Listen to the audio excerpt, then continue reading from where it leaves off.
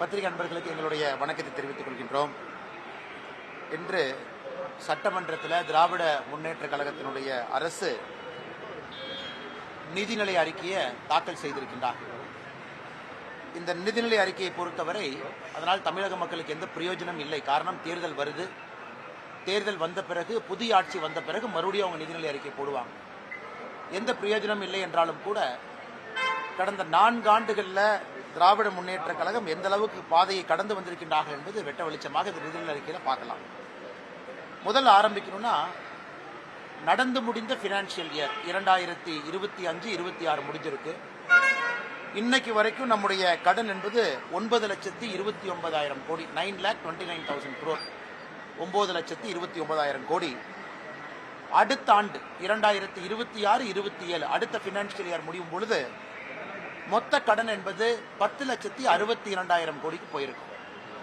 அப்ப ஒரே ஆண்டுல திராவிட முன்னேற்ற கழகத்தினுடைய அரசை பொறுத்தவரை இதை சமாளிக்கணும் அப்படின்னா 1,33,000 கோடி கடனை ப்ரொஜெக்ட் பண்றாங்க. ஒரே ஆண்டுல 1,33,000 கோடி கடன் வாங்கணும்.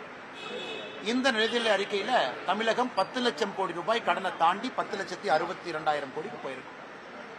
ஒரு ஆட்சி இருக்குன்னா கடனை குறைக்கணும்.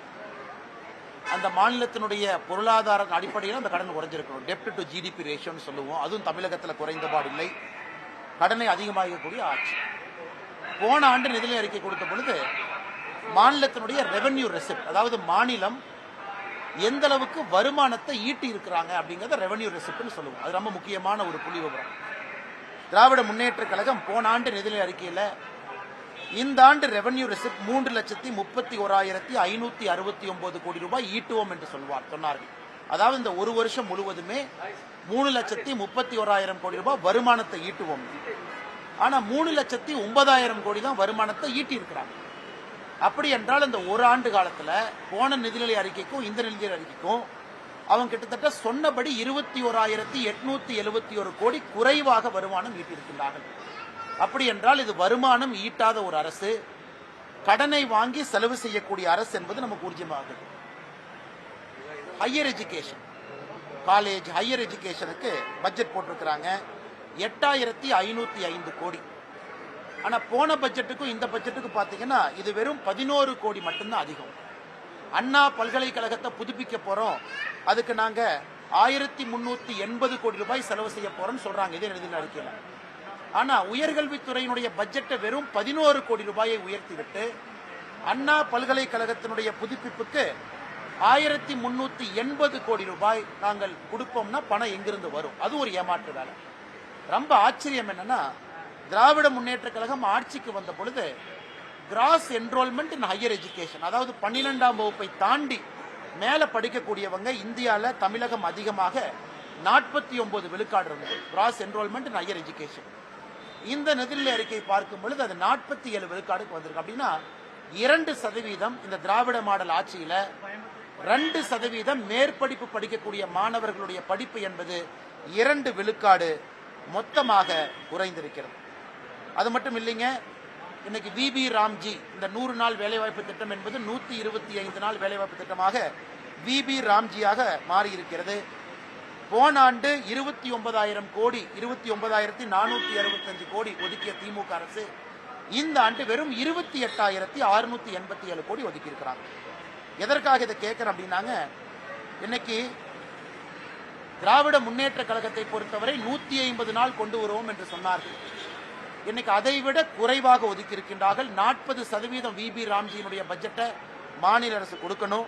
இதிலிருந்தே தெளிவாக தெரிகிறது தமிழ்நாட்டில் இவங்க இந்த 125 நாள் வேலை வாய்ப்பு என்பது வெறும் ஒப்புகை சப்பானியாக மட்டும்தான் பேசிக் கொண்டிருக்கின்றார்கள். அடுத்து கலைஞர் கைவினை திட்டம். கலைஞர் கைவினை திட்டம் உங்களுக்கு தெரியும். மத்திய அரசு நாம் ஒரு திட்டத்தை கொண்டு வந்தோம், கைவினை கலைஞர்களுக்கு நம்ம லோன் கொடுக்கிறோம். அந்த கலைஞர் கைவினை திட்டத்தில் வெறும் 23,879 பேர் தான் அப்ளிகேஷனை கொடுத்திருக்கிறாங்க. ஆனா மத்திய அரசு இந்த திட்டத்தை கொண்டு வந்த பொழுது மு.க. ஸ்டாலின் அவங்க அதை நிறுத்தி வச்சாங்க.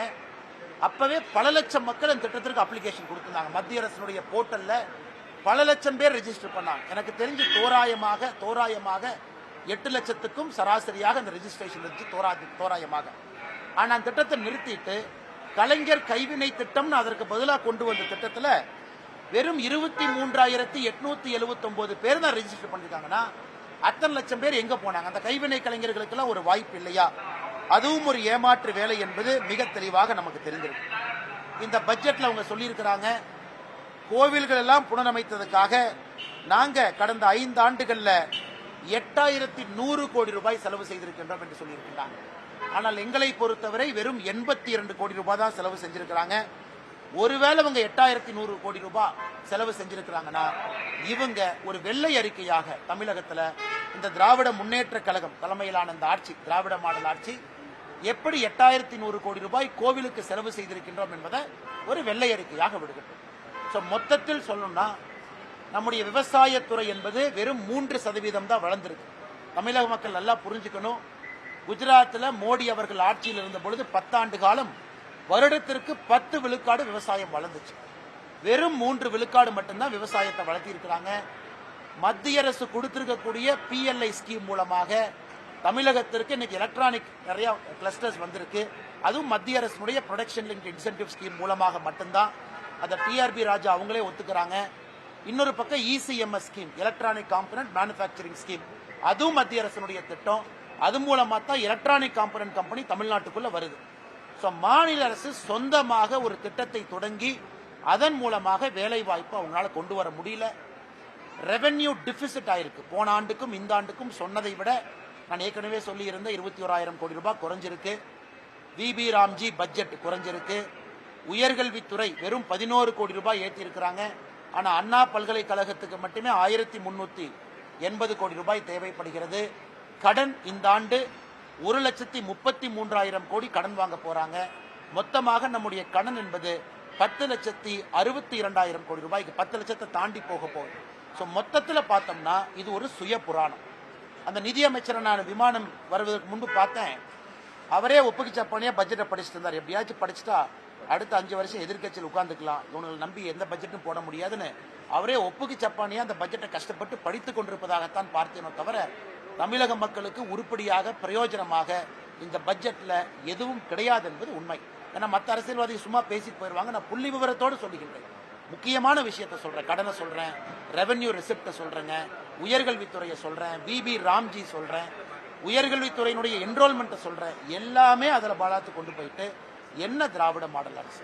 அதுல இருந்து தெளிவாக தெரிகிறது தமிழகத்திற்கு 0 ரூபாய், 0 ரூபாய் கொடுத்த பட்ஜெட்டுக்கு எதுவுமே பிரயோஜனம் இல்லை. அதனாலதான் இவங்களே பட்ஜெட்டுக்கு முன்னாடி வீடு வீடா சென்னையில போய் முட்டையை கொடுத்தாங்க.